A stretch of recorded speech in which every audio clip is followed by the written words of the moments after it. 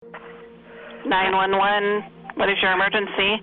We need help in Gates. There's a fire coming up in the neighborhood. Came down and pulled our box out. We have live wires. Are they on fire? They're sparking. Oh my God, it's so bad out here. We have a downed tree that took out power lines, and we have live lines on the ground, and we have a fire. We got a fire. Historic wildfires tore through communities across Oregon on Labor Day of 2020. One of these communities is Gates, a small town just east of Salem along the Santiam Canyon. The story that first emerged was that the Beachy Creek wildland fire had moved through the Santiam Canyon, overwhelming crews and tearing through the communities dotting the river. That's the whole town of Gates right there.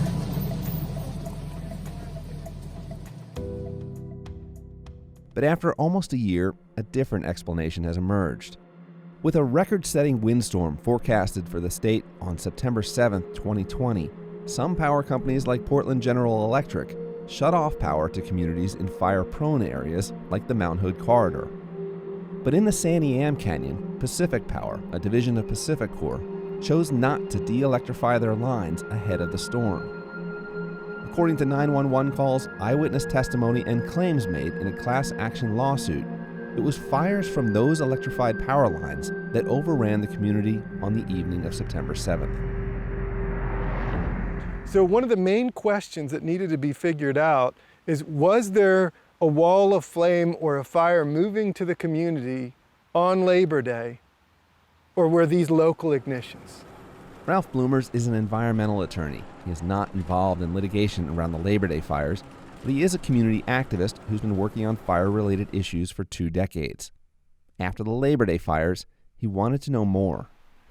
When I set out to hear what people's stories were about what they saw on the night of Labor Day and what their experiences were, I knew that there was a lot of people in the community that had seen things, trying to figure out what happened in your community in sort of this quest to make sure it doesn't happen again. It come right up over the top, but the wind was blowing it so fast it was taking it this way. Bloomers says a clearer picture has emerged on what actually happened, that local ignitions, fires caused by downed power lines, played a significant role in spreading fire throughout Gates, well before the Beachy Creek wildfire even moved through town. And we came back with a small crew, me and one other volunteer who's got a long history in fire investigations, and a filmmaker with his camera. Bloomers gave OPB the footage he collected and interviews he filmed directly after the fires, which OPB has independently verified. It was Armageddon. It was a crazy experience to actually drive into an active wildfire. But I think if we get at least a 5 or 6 hour notice, we'll be fine. And we haven't got any notice yet. There it is. Oh, shit. Fire department. 911, what city is your emergency? We just had a transformer blow and we have a fire up on Lyons. 911 calls from the evening of the 7th reveal a steady stream of power line issues from up and down the canyon. The calls include mentions of downed power lines and sparking lines and begin roughly around 7 p.m. when heat maps show the Beachy Creek fire is still around 10 miles east of the town of Gates.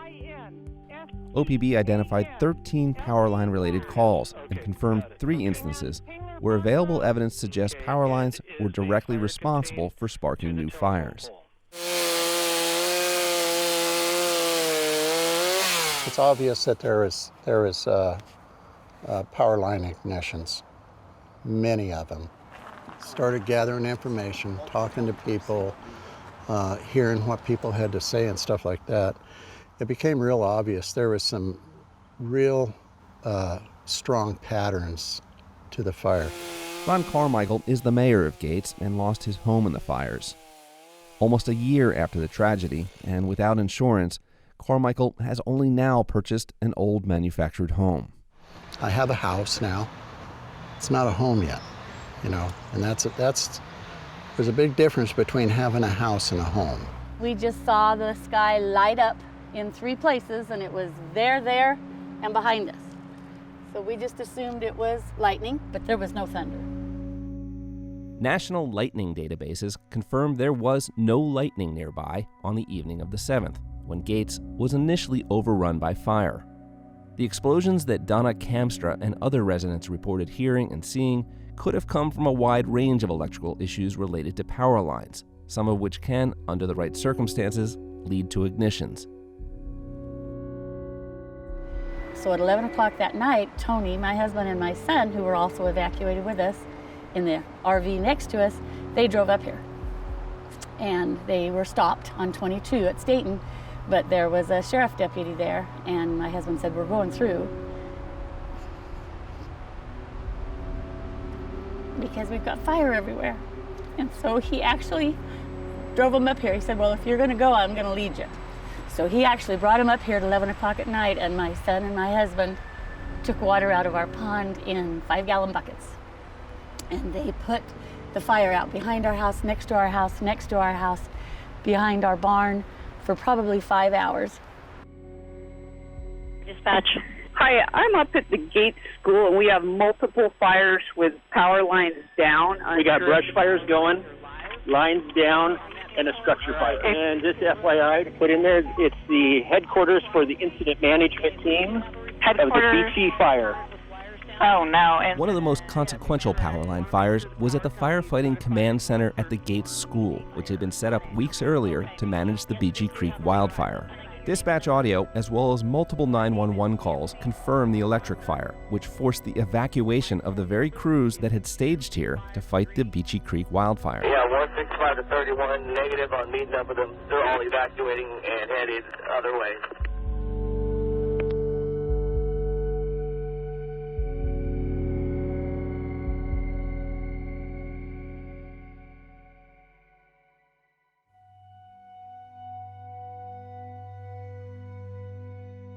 I heard this boom, and you see this bright light.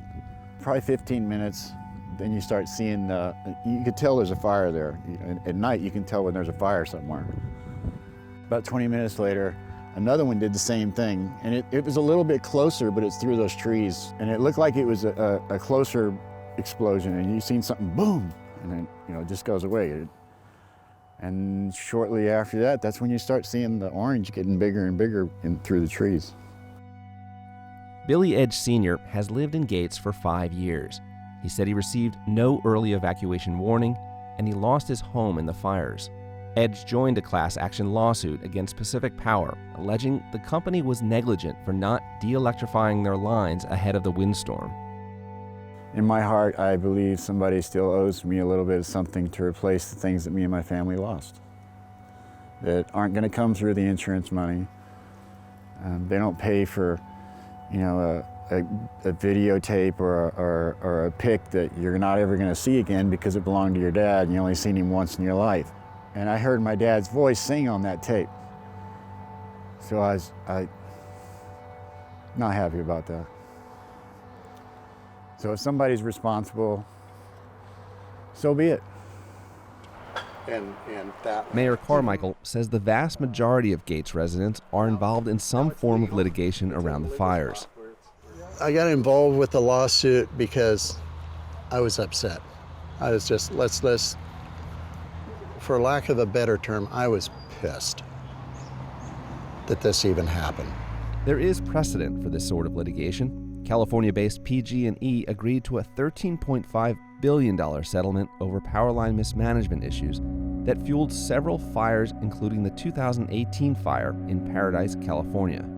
When I came here and I saw what happened, it was very much like what happened in California with the Paradise fire. A community was quickly overrun by local ignitions not far from the community that ignited structures, and once one of those structures ignited, it ignited another structure. And no amount of effort by the volunteer fire department would have been enough to stop these events, because you had extreme weather, high winds, really low humidity and drought, extreme drought. And so once you had ignitions, for the most part, people just needed to get out. And they went from no warning to just leaving with the shirts on their back. Pacific Power did have a shutoff strategy, highlighted here in a video produced just 1 year before the fires. During rare weather conditions, a public safety power shutoff may be necessary. This is a fire prevention measure that is used to help protect areas at higher risk of fast-spreading catastrophic wildfires. The company declined to comment on why such a preventative shutoff was not implemented, citing pending litigation.